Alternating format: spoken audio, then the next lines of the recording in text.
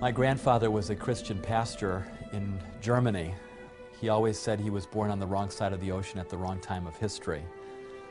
He was drafted into the German army along with every able-bodied person right as the Second World War began in 1939, and immediately placed on a frontline unit, Unit 699, that was placed in the heart of Russia and moving through the Ukraine and into Russia in the southern flank. They were heading for the city of Baku, for their goal was to basically capture the oil reserves of the Russian armies and the Russian government. And being on a bridge-building unit right at the front lines, often behind enemy lines, there were huge amounts of casualties and a lot of heartache. One day, his commanding officer towards the end of the war called him into his office, his makeshift office, and asked him a very direct question. He said, "Herr Hasel, do you believe that Germany is going to win this war?" And the question was kind of a catch-22, because if you're a patriotic soldier, you're going to say, of course we're going to win this war. But also being a Bible student and as pastor and having studied prophecy, my grandfather knew that Germany would not win the war, and so he was conflicted and he didn't know exactly what to say, and at that moment he said a silent prayer to heaven. And then he said, "Is this an official or an unofficial question?" And they had kind of an unwritten code within their unit that when they had their hats off, they could speak on an unofficial capacity. And so the commanding officer stopped for a moment and then he said, "Okay, it's unofficial." And he took off his hat and placed it on his desk, and my grandfather did the same, and he pulled out a Bible from his pocket, opened it up to Daniel chapter 2, and began to tell the story of Nebuchadnezzar's dream. And he said, "I don't believe that Hitler is correct. His empire cannot last 1,000 years as he's promising the German people. This war has to fail because of biblical prophecy and how everything has been fulfilled in the past." Nearly 2,500 years ago, King Nebuchadnezzar, the king of Babylon, had a dream. Now, it's been said that this dream revealed the history of earth from that time until today. Now, is this actually true? In order to find out, we need to go back to the book of Daniel. Daniel was taken captive about 605 BC, according to the book. He was taken captive right about the beginning of the reign of King Nebuchadnezzar II, who established the resurgence of Babylon as a very strong power in the ancient Near East. He took a number of princes from the city of Jerusalem captive, one of whom was Daniel. Well, it was not unusual that conquerors, kings who conquered the land, would take from royal families and nobility young people and take them with them to their own country. And it was mainly done for two reasons. One reason is that these young people will be educated in Babylon, and they would accept not only language of Babylonians, but they would accept culture and religion and everything from Babylon. They would take the cream of the crop, the intelligentsia, the royalty. They would take the artisans, the writers, the physicians, so that their land was developed at a high level, but they would leave some of the people in the land and allow a local person to rule. That's exactly what happened with the time of Daniel. Daniel and his friends were taken from Jerusalem to Babylonia. We find Daniel captive in Babylon. Now, Daniel chapter 1 tells us why he's there, okay? Nebuchadnezzar had gone to Jerusalem in 3 separate raids. The first one was in 605 BC. Then there was another one around 598 BC and another one around 586 BC. Each time the penalty against the people of Jerusalem was a little bit more severe. It may have been in that initial attack in 605 when Daniel and his friends, princes of the kingdom, were taken into captivity with the idea of training them and making them sympathetic supporters of the Babylonian crown. This piece chronicles events from 605 to 594 BC, including Nebuchadnezzar's campaign into Palestine and the first capture of Jerusalem. Daniel was probably brought back to Babylon on the first raid by Nebuchadnezzar. He comes to Babylon, and he is enrolled in the schools of the Babylonians. He's given a Babylonian name, he's fed Babylonian food. He is enrolled in their schools in a kind of Babylonian brainwashing to prepare him to assimilate to Babylonian culture and language, and eventually to be a kind of puppet ruler over the Jews for the Babylonian Empire. He risked his life by insisting on remaining pure in the way that he ate in his diet and so on, and what he drank, rather than just accepting the hospitality of the king. Now that was extraordinarily dangerous, and if you don't accept the hospitality, that is a serious insult. Now you see, that can be dangerous even if you're equals with somebody, but Daniel was not the equal with Nebuchadnezzar. He was a captive. He was being treated with a massive blessing and compliment from the king, the great king who had conquered all these other kingdoms, and yet he refused his hospitality. This was very dangerous, but God blessed him. He got through that, and he became much wiser than all of the other wise men. One of the most fascinating stories in the Bible is the story of Nebuchadnezzar in Daniel chapter 2. Nebuchadnezzar has dreams, the Bible says. It was his second year of his reign, and he wakes up completely disturbed because he's had this amazing dream, and like something that happens to so many of us, he wakes up and he doesn't remember what he dreamed. He dreamt a dream that terrified the daylights out of him. Now, this has got to be quite a dream to terrify this kind of a king. He knows it's from the gods. He's just conquered all this territory, but it still frightens him. He doesn't know what it means. Obviously, to him, as many other people in the Near East thought, as well as Pharaoh in the book of Genesis, he thought this had something to do with him and his future and his kingdom, but he didn't know what. And what's more, in the morning he had that impression, but he forgot what the details of the dream were, so he couldn't even remember it. It's fascinating. When you look at archaeological evidence, tablets that have been dug up from 6th century Babylon, we find that dreams were a common part of Babylonian existence, particularly among the priestly class, among the elite class. There was a whole school of how to deal with dreams. They had books on how to interpret and define dreams. So that description of the king having a dream and having someone come in to interpret it fits right in with the 6th century context.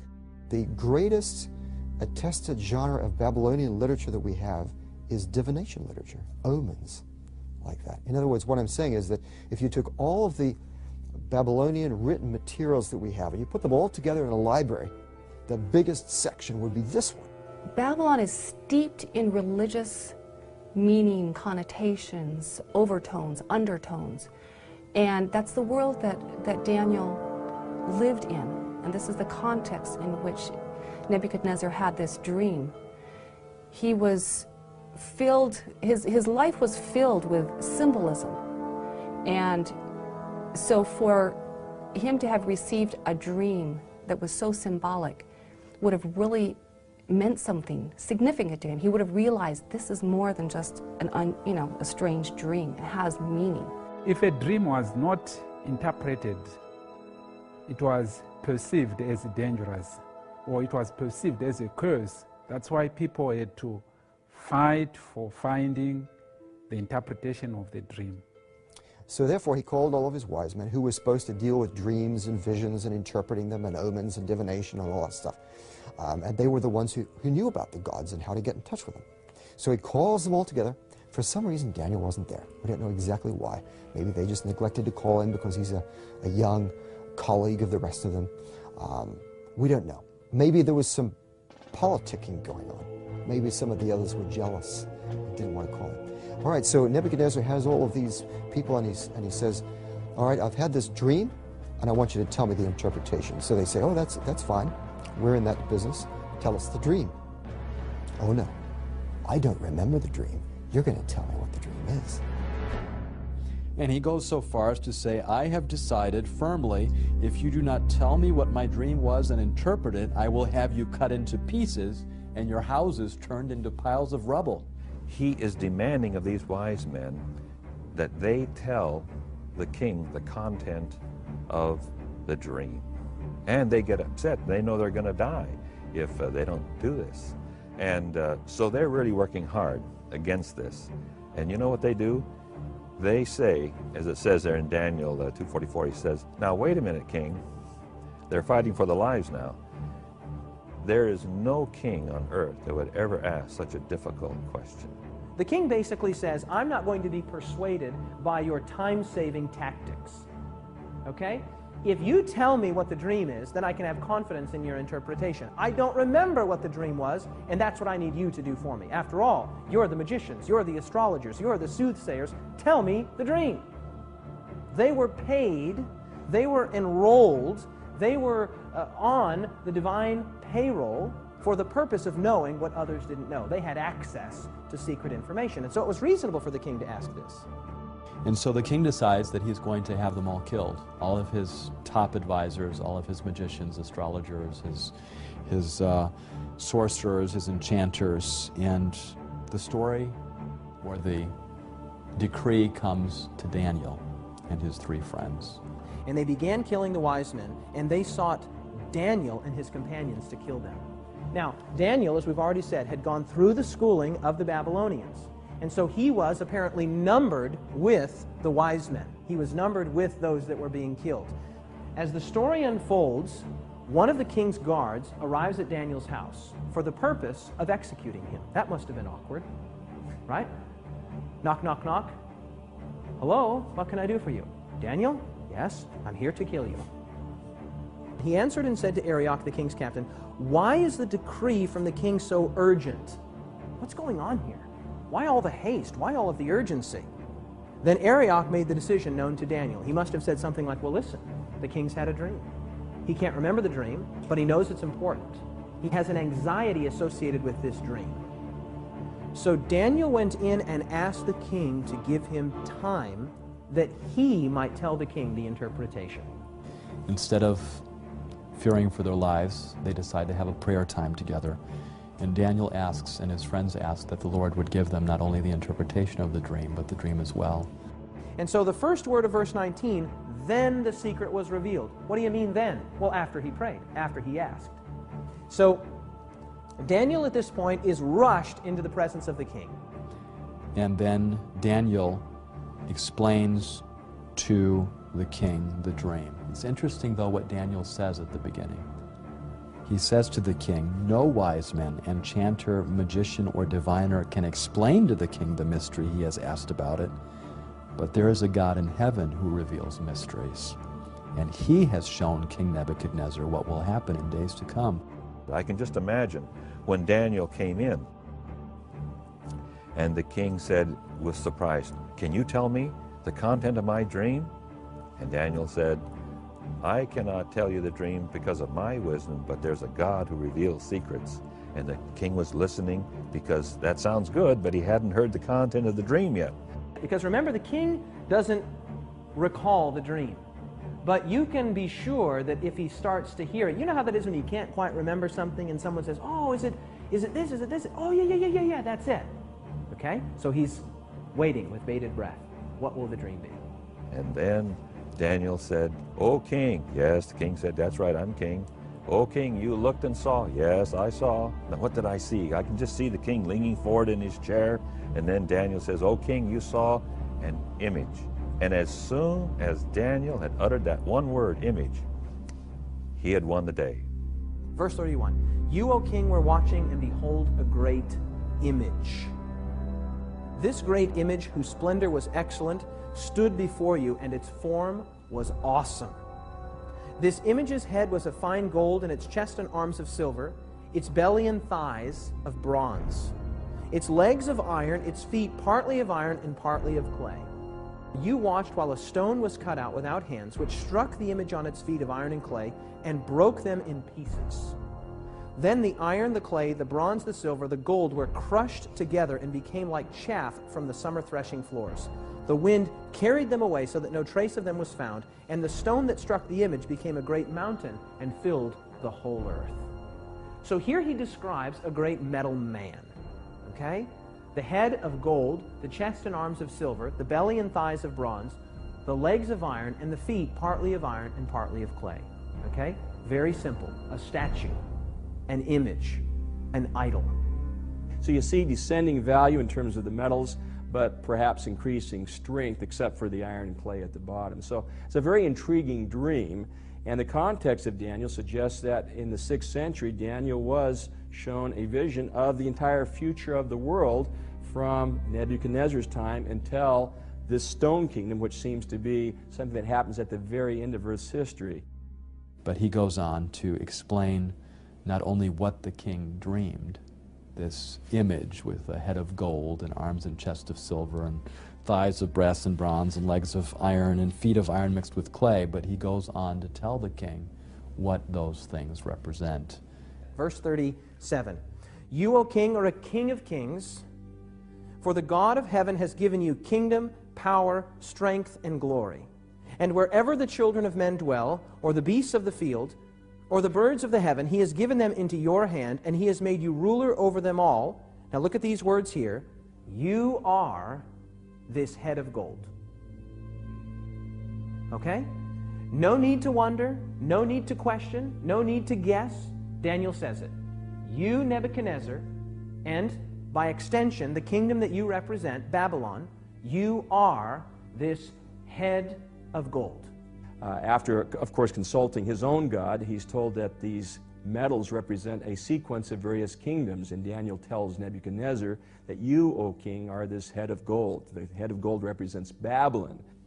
And it's very appropriate that that be the symbol for Babylon, which was gilded in gold, famous for its gold.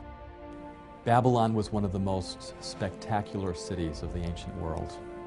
If you look at the size of Babylon, it was larger than Rome, larger than Athens. It was just an enormous city that was situated just about 25 miles south of Baghdad in modern Iraq. Historians tell us that there was more gold in Babylon, and probably they're using hyperbole, but you can get a feel for the richness of ancient Babylon, that there was more gold in Babylon than there was dust. It was the great golden kingdom of antiquity. Excavations that have taken place there beginning in 1899 by the Germans have revealed a city that was surrounded by triple walls.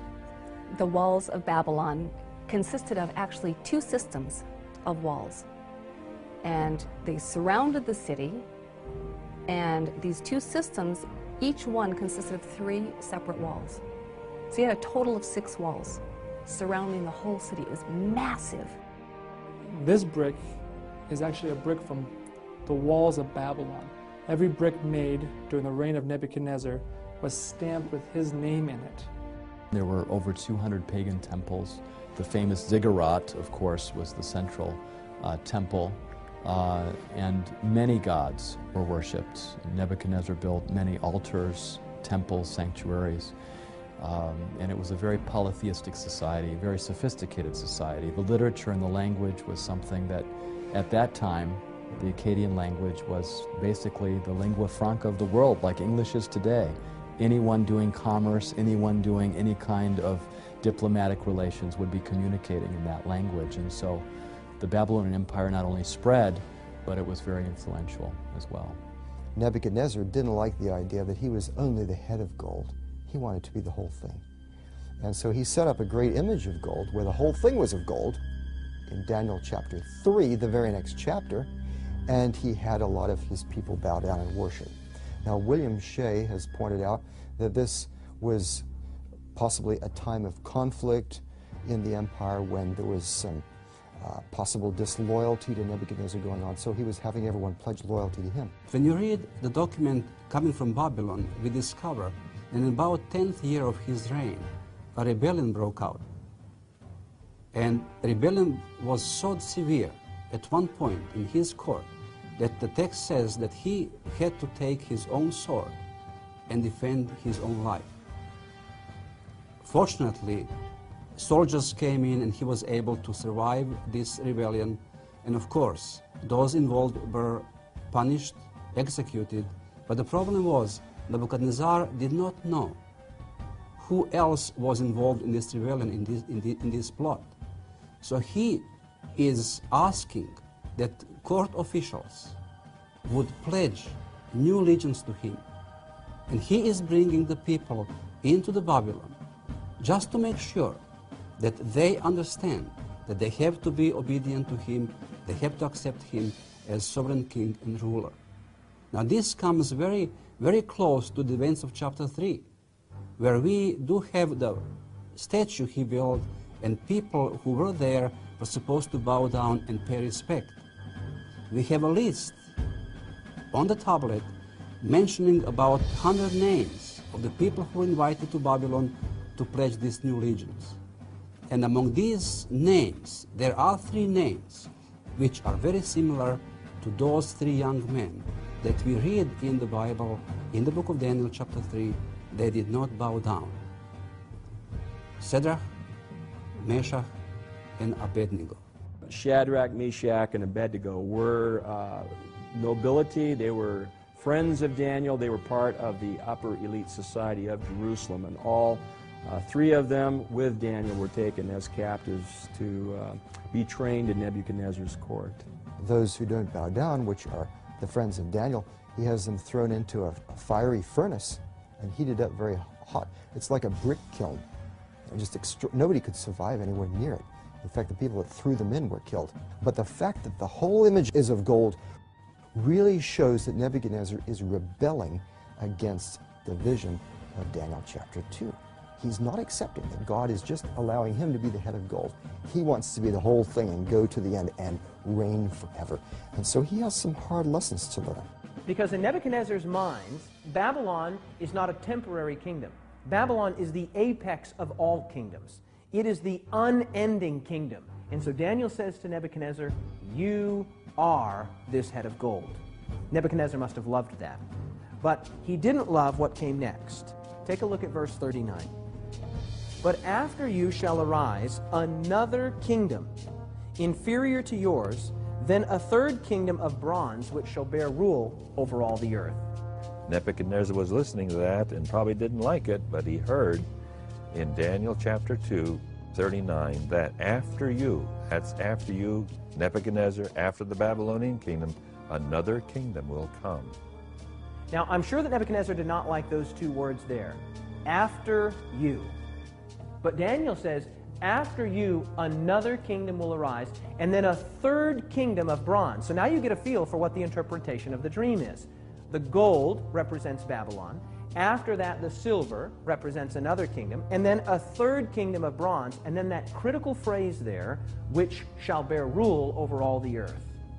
Now, here's a critical thing to understand. That phrase, which shall bear rule over all the earth, lets you know that these are not mere regional or tribal powers. These are world-ruling entities, world-ruling powers. Babylon was the greatest nation of antiquity up to that point. But Babylon would be succeeded by another kingdom.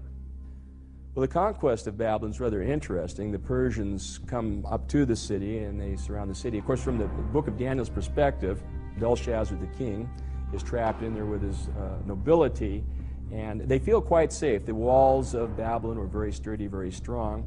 Belshazzar knows that Cyrus is invading, that he's approaching, but he's not afraid. Babylon is invincible. It's got the walls around the city, it's got canals, it's got moats, and it's safe. One of the key features of the city of Babylon was that the Euphrates River ran through the city. That was a source of water for the inhabitants of the city, and you couldn't just break into the city. The gates were very well constructed, and the river itself, there were special barred gates that came down into the river, making it impossible for anyone to sneak into the city through the river course. Babylon, in fact, was under the rule of Belshazzar when it fell, on the night that it fell, according to Daniel chapter 5, when the armies of Cyrus under this general came and they got into the walls, and the Greek historian refers to the idea that, in fact, the armies of Cyrus diverted the waters of the river Euphrates. The Persians were able to divert the water by building a canal upstream and diverting the course of the river so that the water level going through the city actually dropped very low, and the Persian soldiers were able to slip underneath the water gate into the city itself, while the guards and other people of Babylon apparently were partying at Belshazzar's last party, and they were able to go in and take over the city that way. Once you break into the city, open up the rest of the gates, and the Persian army can race in and take over. Belshazzar gets reports that cities are falling. So is he celebrating because he feels secure? That's what many say. Is he celebrating to drown out the fact that he knows the empire is about to fall? That's what some say.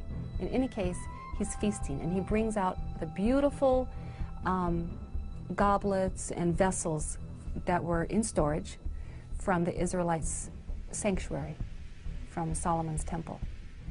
And they're feasting. And they get very drunk, and then they see this writing on the wall. Belshazzar is terrified of what's going on, of what he sees, and he calls for Daniel. And Daniel interprets this for him.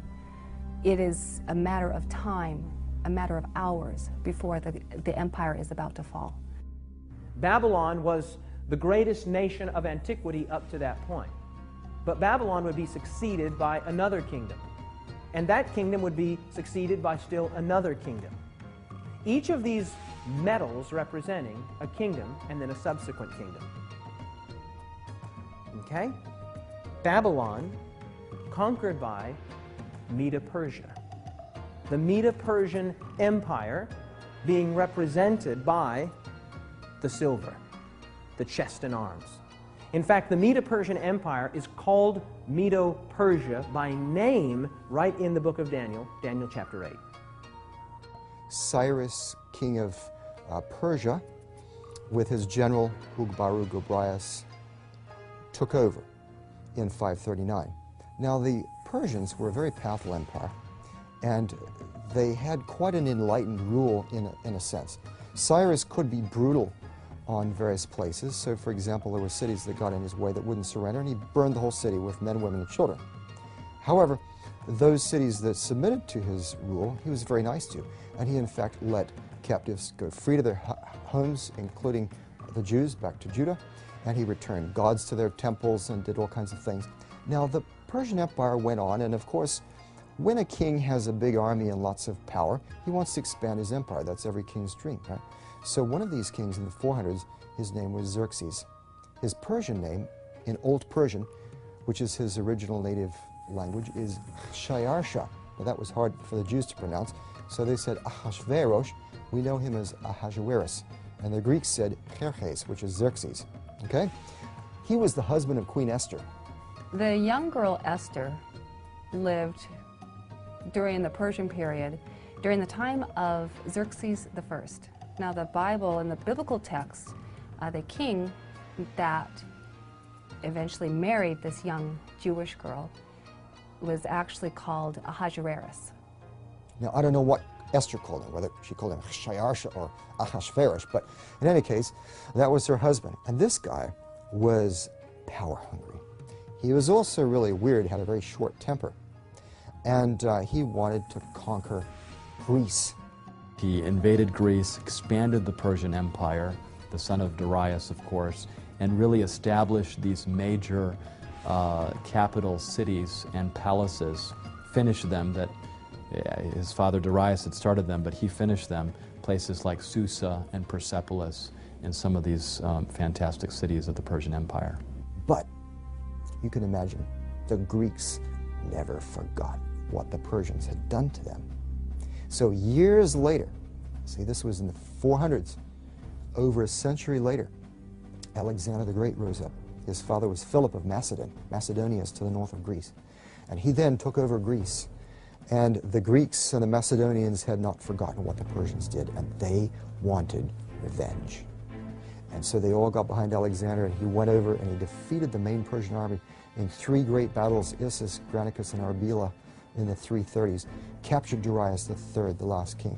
The Greeks had been in tension with the Persians for quite some time. There had been several conflicts. The Persians had tried to invade Greece several times. And ultimately, under Alexander the Great, he was able to put a stop to the Persians once and for all in this great battle where he takes on Darius the Persian and wipes out the Persian army. Alexander the Great, 331, on the field of Arbela, a marvelous battle in which, though he was outnumbered significantly, he defeats the Medo-Persian armies. Alexander had assembled a group of infantry and cavalry numbering about 49,000 men. Darius outnumbered him by some estimates by 10 to 1, about 500,000 men, some estimates as high as 1 million. So you can see that Alexander was way outnumbered in that particular battle, but he had developed quite a few tactics, like the phalanx and other tactics from his father that he used very successfully in battle. And at one point in the battle, it got so intense that Darius just turned his horse around and fled, which was a signal for his entire army to do the same. And Alexander basically won battles several times that way, with Darius fleeing. If it had been a different king, if it had been a different time, and perhaps some biblical scholars quote the passage that says that God will strike fear into the hearts of kings. Perhaps this was a divine moment where God was deciding another empire was going to take over. Whatever the case may be, Alexander won when simply on human basis he shouldn't have won. So you see this transition from Babylon to another kingdom, Medo-Persia, to a third kingdom of bronze, which shall bear rule over all the earth. Now we come to the thighs, which are bronze. This is the Greek Empire. That third kingdom is also mentioned exactly in Daniel chapter 8. It's the kingdom of Greece, or as it says in the Bible, ЖYCIA. Okay? So, Babylon, then Medo-Persia, then Greece. In other words, there is no room for interpretation here. It just labels it. So you see, there we have a historical anchor point. We know that Daniel is using these symbols, whether different kinds of metals, parts of a big image, or different animals, to refer to a succession of empires which come up and which particularly dominate the Middle East and the territory of God's people. The Greek Empire is a very apt description for a world empire to succeed the Persian Empire. And again, that's an element Daniel seems to accurately reflect, the succession of empires. Even though Alexander was so powerful, so intelligent, had been trained by the greatest Grecian philosopher, none other than Aristotle. Unfortunately, it turned out that Alexander, while he could conquer kingdoms and stand on top of the world, as it were, could not seem to conquer himself. He had conquered the world, but he wasn't able to conquer his own demons, and he died in Babylon, leaving the empire no clear successor. And 4 of his generals took over: Cassander, Lysimachus, Ptolemy, and Seleucus, who divided up the empire in different parts, which fits perfectly the picture that we have in Daniel chapter 8. So, Babylon, then Medo-Persia, then Greece. Now, watch what happens with the next kingdom. Very interesting, beginning in verse 40. And the fourth kingdom shall be strong as iron, inasmuch as iron breaks in pieces and shatters everything. And like iron that crushes, that kingdom will break in pieces and crush all the others. He devotes more time to this fourth kingdom than any of the other kingdoms. Okay? Now, when you look at this fourth kingdom, he says it will be extremely strong, extremely potent, extremely powerful, symbolized by iron. It will crush in pieces and break all of these other kingdoms. Okay? And that kingdom is none other than the great iron monarchy of Rome. Only one kingdom would fit. The Roman Republic turns into the Roman Empire, and it becomes yet the greatest of all of these succession of empires yet. It's the strongest. It's depicted apparently in Daniel has the kingdom of iron, and certainly Rome, in terms of its raw strength, its wealth, its riches, its glory may not have been as great as Babylon or Persia or Greece, but in terms of raw strength, none of the previous kingdoms could surpass Rome, and so iron seems an apt description for the Roman Empire. The Roman Empire was an empire known as a military empire, an empire known for its well-trained armies, for its tenacity, for its organization. Known for their ferocity, known for their military strength and might, as well as a well-refined culture. Now, Jesus was alive during the time of the Roman Empire, right? Jesus was nailed to a Roman cross. Jesus was watched by Roman soldiers. Jesus stood before Pontius Pilate, a Roman governor. And of course, crucifixion and the kinds of methods that crucifixion entailed just shows again the might of the Roman Empire and their characterization in the Bible as an empire of iron. So you have the long legs of iron, right? The long legs of iron, representing Rome, were not conquered. Rome wasn't conquered from outside by a stronger, greater, more potent military power. Rome was divided. Well, I wonder what the prophecy says about that. Let's see what it says. Verse 41. Whereas you saw the feet and toes, partly of potter's clay and partly of iron, look at these 5 words. The kingdom shall be divided. The kingdom shall be what? Divided. The kingdom will be divided. In other words, there will not be a conquering of this 4th iron kingdom, but the division of it. The kingdom will be divided. And the final phase, which is not a kingdom, but it's following Rome, it's a breakup into iron and clay, which don't really mix together. So it's sort of a division of the Roman Empire. In verse 41 it says, just as you saw that the feet and toes were partly of baked clay and partly of iron, so this will be a divided kingdom, yet it will have some of the strength of iron in it, even as you saw iron mixed with clay. So the iron continues, but it is now divided.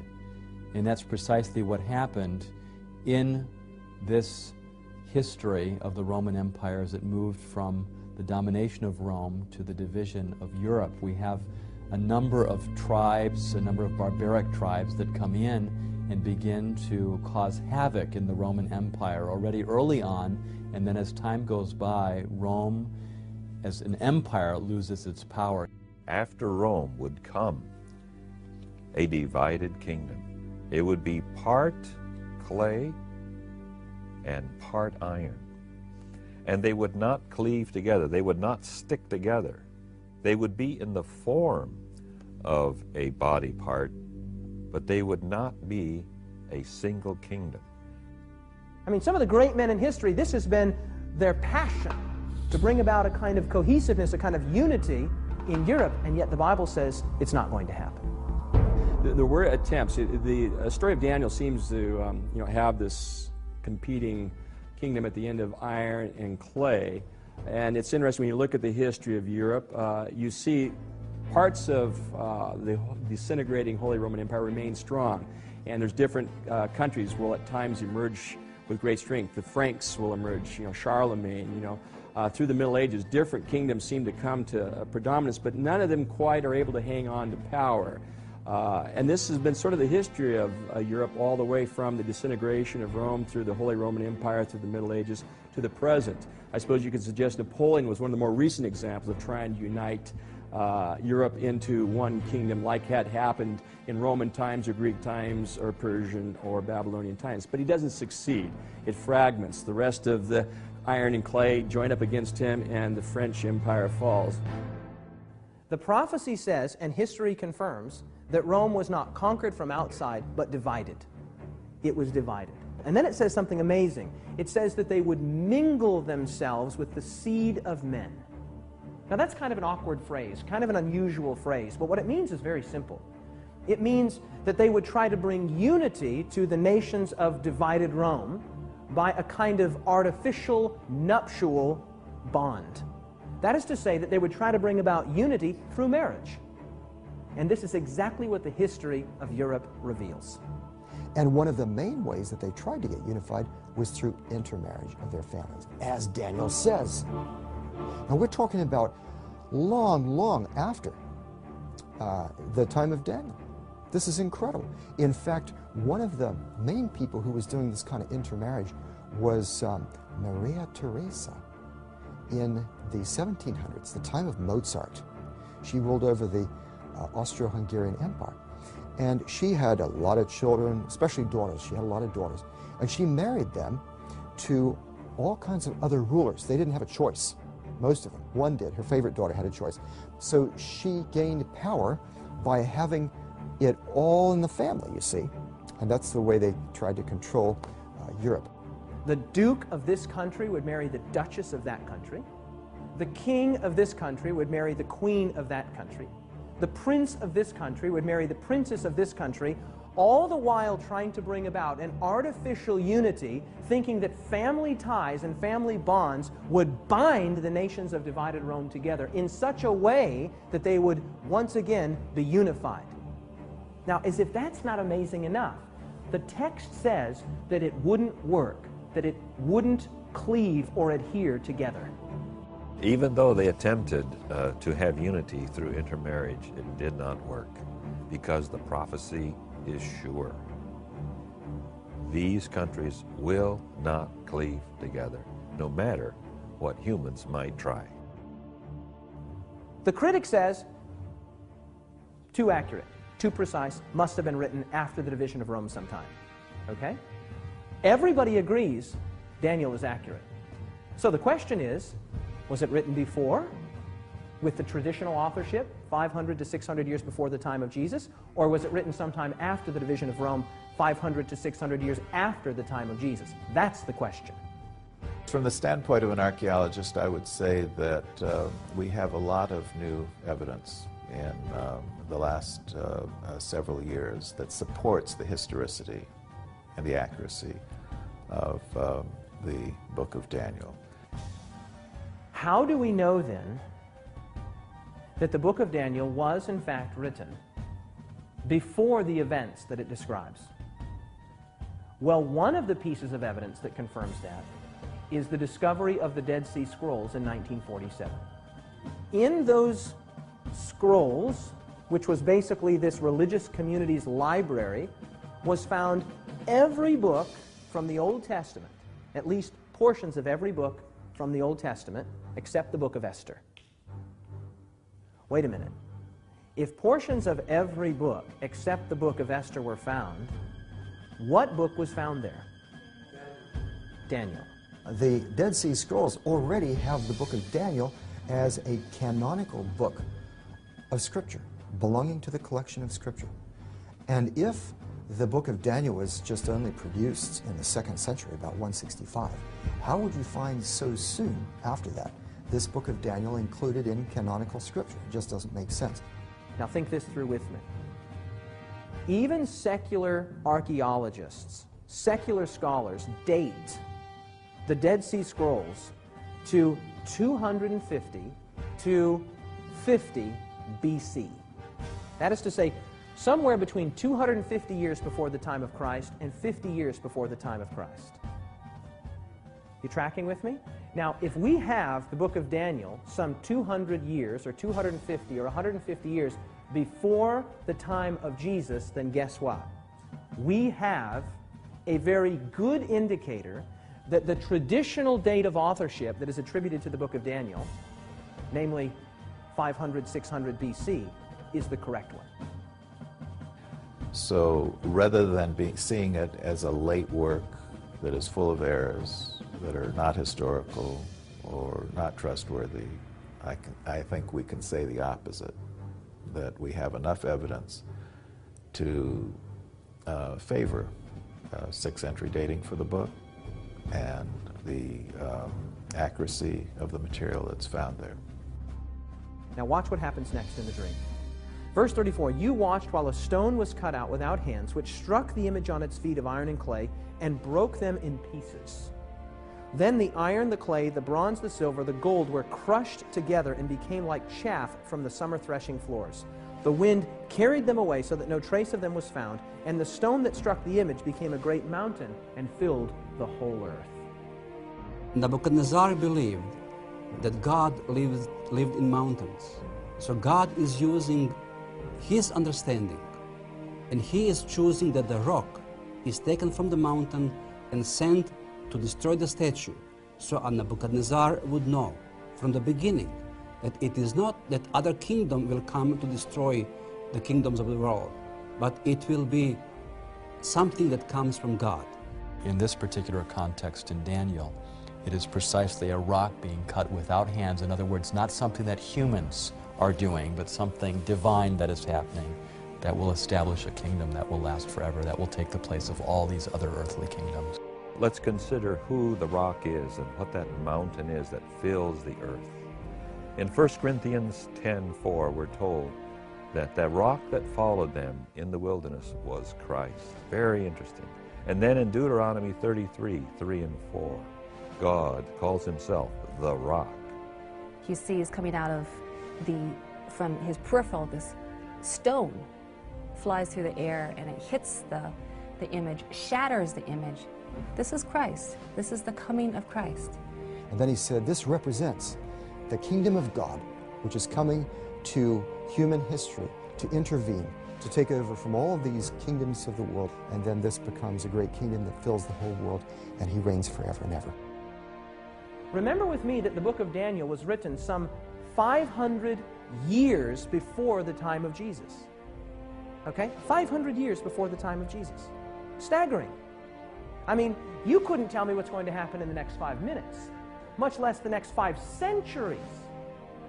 Daniel's writing in the time of Babylon, and he foretells, really, if you divide the prophecy up into 7 sections, he really foretells 7 things. Okay? He said there would be Babylon and there was Babylon, that's 1. The prophecy says there would be Medo-Persia and there was Medo-Persia, that's 2. The prophecy says there would be Greece and there was Greece, and that's 3. The prophecy says there would be Rome and there was Rome, and that's 4. It says that Rome would be divided and Rome was divided, that's 5. It says that Rome would continue to be divided despite overtures, both political and marital, to bring a unity, and it is still divided to this day. That's 6. The only thing left to be fulfilled in this prophecy is that stone hitting the image and God establishing his own kingdom, which will never be destroyed. The commanding officer stopped for a moment, and then he said, okay, it's unofficial. And he took off his hat and placed it on his desk, and my grandfather did the same. And he pulled out a Bible from his pocket, opened it up to Daniel chapter 2, and began to tell the story of Nebuchadnezzar's dream. The image with a head of gold and arms and chest of silver and thighs of bronze and legs of iron and feet of iron mixed with clay, and went through the world empires that those represented: Babylon, Medo-Persia, Greece, and Rome. And he said, we're now living down in the period of the disintegration of the Roman Empire after Rome fell, and this is Europe today, and this feet of iron mixed with clay, and just as iron does not mix with clay, that's the time period that we're living in. And so I don't believe that Hitler is correct. His empire cannot last 1,000 years as he's promising the German people. This war has to fail because of biblical prophecy and how everything has been fulfilled in the past. His commanding officer was very thoughtful when the Bible study was over, and then he said, could I see your Bible? I'd like to keep this. And my grandfather said, okay, and he handed over the Bible. And he said, I want you to be here again tomorrow morning at 9 o'clock. You're dismissed. The next day he showed up at 9 o'clock, and only to see that there were 2 other high-ranking officers on either side of his commanding officer. And at that moment, as he walked into the office, he thought, oh no, for sure I've been betrayed. But then his commanding officer took off his hat, told the other 2 officers what their arrangement was, and that everything that would be spoken would be not repeated again, and handed back my grandfather his Bible. And my grandfather opened it up to Daniel 2, as he was told that he would have to tell that Bible study all over again. And so that's what he did. He went through the Bible study, went through each of those medals on that image, and as he went through those medals, he talked about the dates. And every time he mentioned an empire like Babylon and the dates of 605 to 539, he noticed some communication going between his officer and the other 2 officers, kind of imperceptible, but there. And he continued the Bible study and came to the end and said, we are now living in the time period of the feet of iron mixed with clay, and they do not cleave to one another, and for that reason, we will not have a unified European or world empire that's going to last 1,000 years. Hitler's Third Reich cannot last 1,000 years. And as he delivered that message, there was silence in the room. He was dismissed again, and as he was leaving, the commanding officer said, oh, by the way, I should introduce you to the other 2 gentlemen here. And he said, this is a captain, and prior to his time here in the German army and his drafting into the German army, he was a professor of history. And then he was introduced to the other gentleman too, who had been a professor of history as well in his civilian days just before the war. He says, both of these men have corroborated all the dates that you provided in the sequence and the history that you've provided here. Thank you very much. Several months later, in May of 1945, the war ended. And as they were now faced with the whole issue of retreating and going back to Germany, what had taken them months and years to accomplish, the big question was how were they going to make it? But unknown to my grandfather and to the rest of the unit, this commanding officer, having been convinced several months earlier, had rationed every ounce of gasoline, every bit of food possible, because he knew that this war would end soon, based on that Bible study, and that they would have to retreat. You know, as he told me that story later, he said, and there's been a book published now on this story called 1,000 Shall Fall, of the original 1,200 men that were in his unit, only 7 survived, which is remarkable when you think about it, because my grandfather was had a strong conviction not to bear arms, and he carried a wooden pistol with him that he had carved while he was in France at the first part of the war, that he carried with him for the rest of the war, and nobody ever knew that, but he wasn't armed the entire time.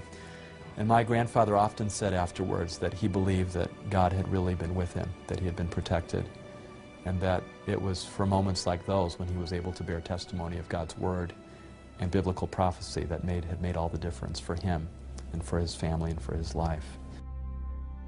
Before I was exposed to prophecy, Daniel 2, as well as Daniel 7, and other prophecies in Daniel, I was completely disinterested in religion, had no interest. I had no awareness of religion. And so seeing that prophecy played an enormous and determinative role in my personal conversion to Christ and in my present confidence in the Bible. There are 2 things in my mind that make the Bible itself a very relevant and a very real book to me today. The one thing is prophecy, that you can see fulfilled over the history of time. The other is, as we do more and more excavations as archaeologists, and we're finding these ancient cities and these ancient civilizations that the Bible talks about, whether it's Babylon or Medo-Persia or Rome or Greece, whatever it is, we're able to tangibly touch the past. We're able to see it in a 3-dimensional way, and the Bible just comes to life in a way that is very powerful. So this detail just gives you the idea that, in fact, there was some great mind behind this who can read the future. Isaiah chapter 46, verse 9, I am God, and there is no other. I am God, he says, and there is none like me. And then he gives us the evidence. What was the evidence that God advanced that he was God? Declaring from ancient times the things that are not yet done. Prophecy.